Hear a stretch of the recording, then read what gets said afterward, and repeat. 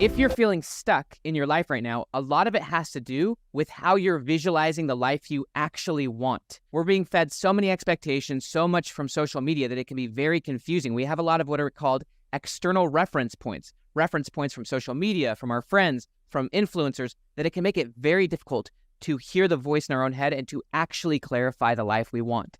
There are many powerful concepts and ideas that I'm going to walk you through in this video, which if you apply even a few of them, your life's going to start changing dramatically. But let's go ahead and jump into the first thing you must do in order to start visualizing your future correctly. In Alcoholics Anonymous, there's a famous quote that says, "All progress starts by telling the truth." The hardest thing that anyone can do is be fully honest with themselves. It's extremely difficult and hard to be honest with yourself because we're fed so many ideas from the outside world. We have so many of those external reference points that it can be hard to hear your own voice. So the first step of visualizing a future that matters is actually being honest about the future that you most want. Becoming really honest with yourself, becoming really vulnerable with yourself. Once you start thinking about what you really want and you stop worrying about what the outside world thinks about it, then you can start to really make progress. I love the quote, "When the student is ready, the teacher appears." But what that really means is that once you're ready, then you start being a lot more honest about what's going on in your life. You start being a lot more honest about why you're not where you truly desire to be.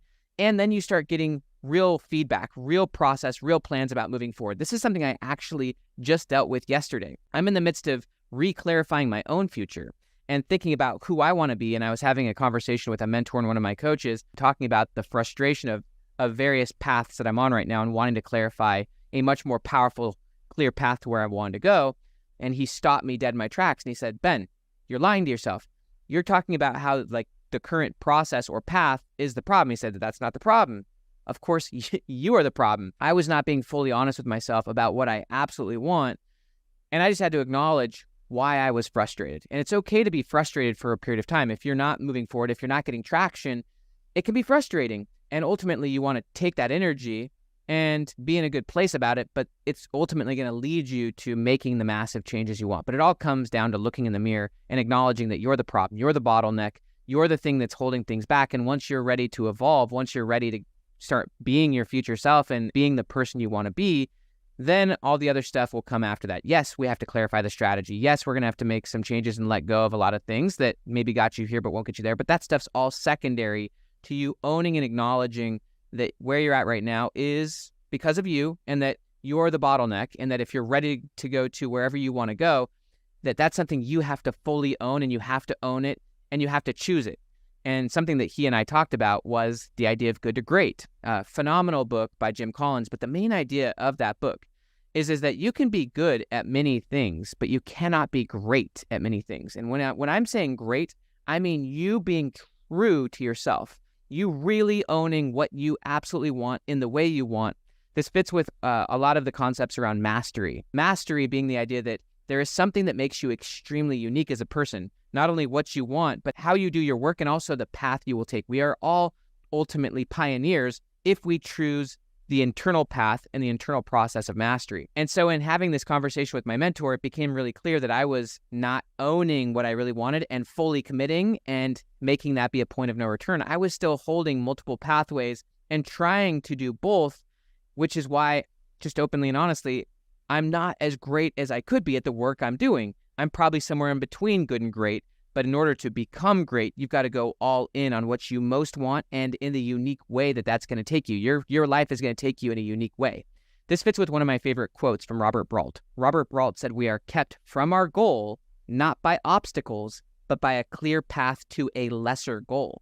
So you're kept from your goal, not by the obstacles, not by the challenges, not by the even evolution you have to go through to achieve the goal. You're kept from the goal because you still keep opting for clear paths to lesser goals. You keep choosing to be good at multiple things rather than owning being great at what you most want. So if you want to be great, you've got to be really honest with yourself, and every person is different. So that's step number one of beginning to visualize the future that you actually want and beginning to strategize a powerful future. Before we even go into time and how to maximize time and how to operate in time, you want to be really honest with yourself, because that's going to ultimately clarify the future self that you want. That's going to clarify the identity. And then from there, we can start using that as a pathway to operating in the present and beginning to make massive strides. The second step to beginning to visualize the future that you want and beginning to have a future vision that transforms your life, that gets you moving forward, that gets you traction, is beginning to reframe how you think about time.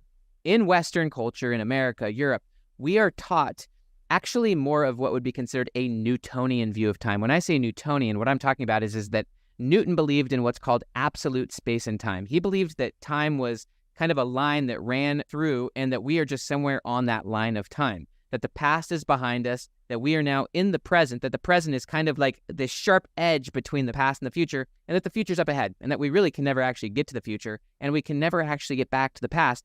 We are just moving forward. And so this model of time leads to the past being the most powerful anchor. The present, you really don't have that much control, and you absolutely don't have too much control over the future. Rather than a sequential view of time where you can't get to the past, you're in the present, and you can't get to the future, it's much more accurate psychologically to look at time holistically, where the past, present, and future are all existing right now. This is actually true for how you and I are operating. We are all in the present, but how you're operating in the present, in other words, who you're being and what you're doing and even what you see, we all have a subjective view of the world. Stephen R. Covey said, you don't see the world as it is, you see the world as you are.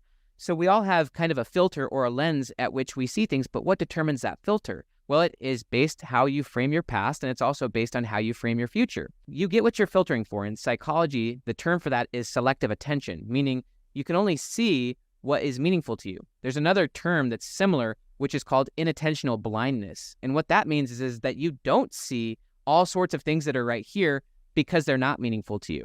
I love the quote that a man is looking for bronze coins, and he's so busy looking for bronze coins that he misses the gold coins all around him because that person is not filtering for gold coins. And so recently I was with my son driving, and I told him, I want you to start finding all the Hondas. And because that became the filter, we started seeing Hondas all over the place. And so that's just an example. You get what you filter for. And that also fits heavily with time psychologically. And so if you want to start mastering your future and having a future that you can master and that can lead you to moving forward, here's really how it works. You have to acknowledge that right now you have a view of your past and you have a view of your future, and that both of those is shaping how you're operating in the present.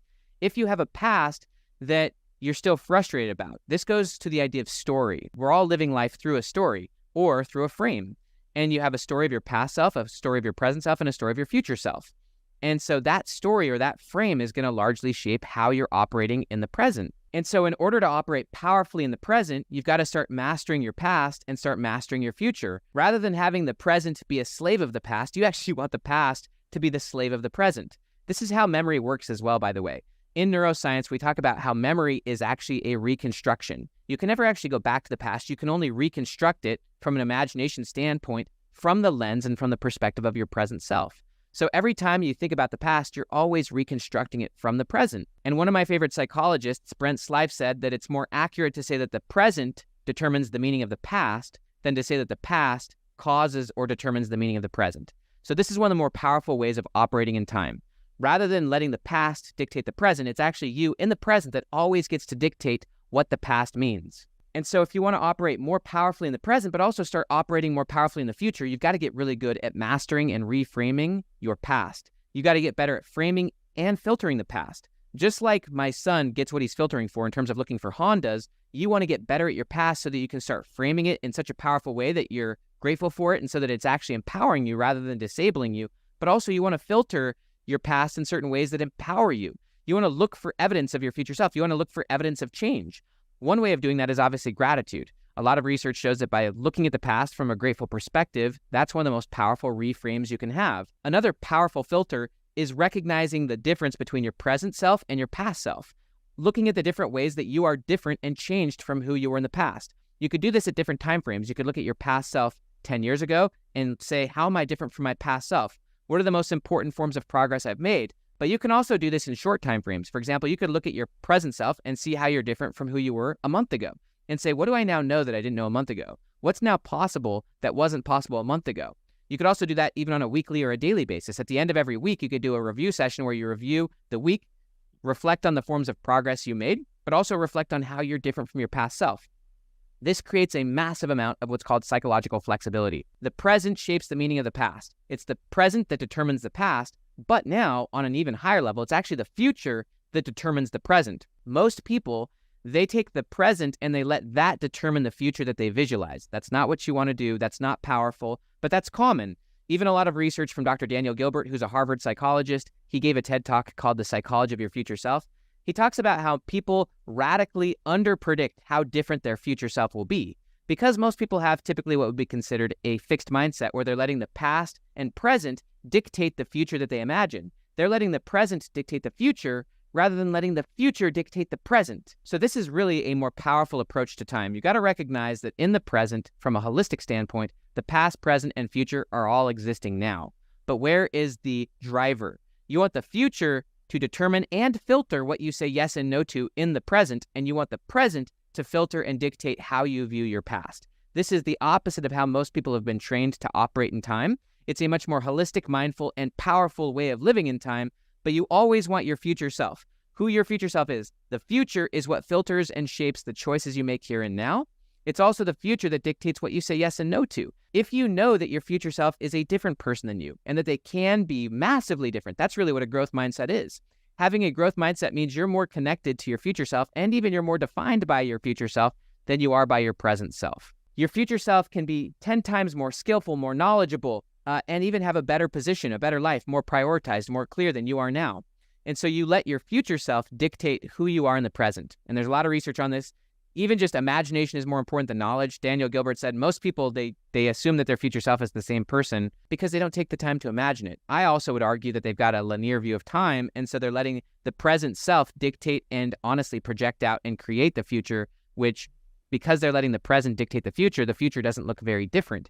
If you recognize that the future can be massively different, and one way of doing that is recognizing and appreciating and filtering how different you are from your past self.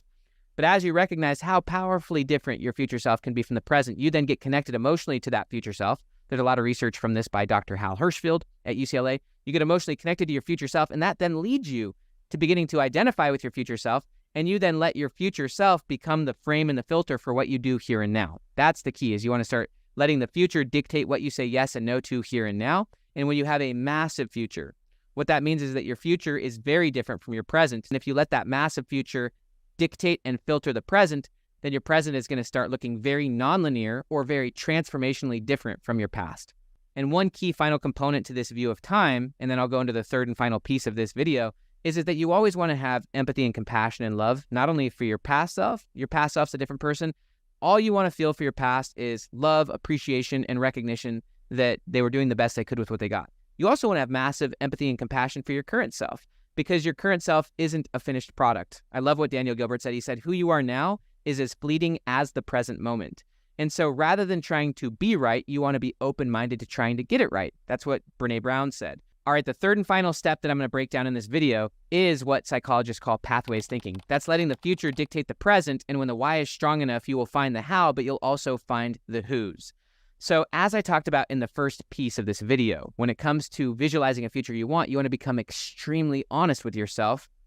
And if you're not honest with yourself, it's going to be hard to be honest with other people. There is a point in which you're going to have to find new pathways, or you're going to have to adjust the current pathway. What got you here won't get you there. Even if you stay in the same business or in the same relationships, things are going to have to tweak if you're operating from the future. Just to the idea of pathways thinking, it's a recognition that you've got to be so committed to the goal that you're willing to find a new path. You're willing to find or create a new path. When you're raising the floor, meaning raising the filter, raising the minimum standard, then a lot of what got you here won't get you there. And a lot of what you said yes to in the past, you can't say yes to anymore if you want to have the higher future. If you let the future be the filter, and if the future is really high, then the filter is going to be really high, meaning the minimum standard is going to be really high. And so it's going to require massive adjustments in the path and in the process, and even in the relationships at which you operate towards your future self. If you want to be great, if you want to really do your best work, you can't keep multitasking. I would argue that right now you're too broad. Each level of greatness requires greater depth, greater commitment, greater self-honesty, greater being your best, truest self. It's very much like Michelangelo. When Michelangelo told the Pope that the way that he created the David statue was he took away everything that's not the David. This takes extreme self-honesty, self-reflection, and willingness to commit at higher levels to the future self you most want, even if that means stripping away even incredible things that got you here. One final piece, and this is just kind of a bonus, is something I learned from Dr. Alan Bernard, and that is the concept of impossible goals. I am not a believer in the SMART goals method.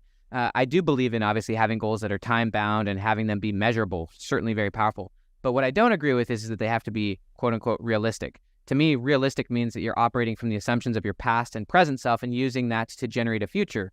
Whereas I now believe, and I've learned this from study, but also from even friends, Dr. Alan Bernard, who's a researcher on constraint theory and decision-making, is once you start making your goals seemingly impossible, what that means is that they're impossible from your limited reference frame. From some other reference frame, from some other perspective, what you think is impossible may not be impossible. Once you start pursuing something that's impossible, a few things happen. Remember what I said about the future dictating the present. Because that future is so big, what that means is that most of what you're doing right now won't get you there.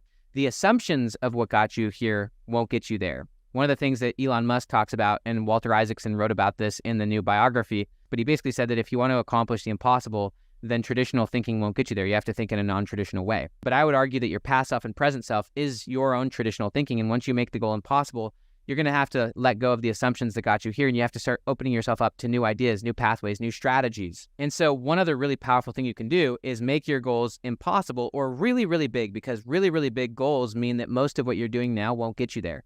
This really invokes or creates a beautiful application of what would be considered the 80-20 principle. When you're going for linear growth or marginal growth, what that means is that you're letting the present dictate the future, and that most of what you're doing in the present can get you there. But if you take the future and you make it massive and you let the future dictate the present, most of what you're doing won't get you there. In fact, what we argue in this book, Dan Sullivan and I, using the 80-20 principle, is that if you're going to go for a 10x future, then 80% of what you're doing right now got you here but won't get you there. That's your old self. That's your old identity. You want to operate from the identity of your future self, and if the future is that big, then most things won't get you there. And so it really allows you and leans you into the few strategies and relationships that have the big upside. That's called the 20% of things that have 80% of the impact. You really want to strip away the 80%, go really deep on the 20 and get 10 times better.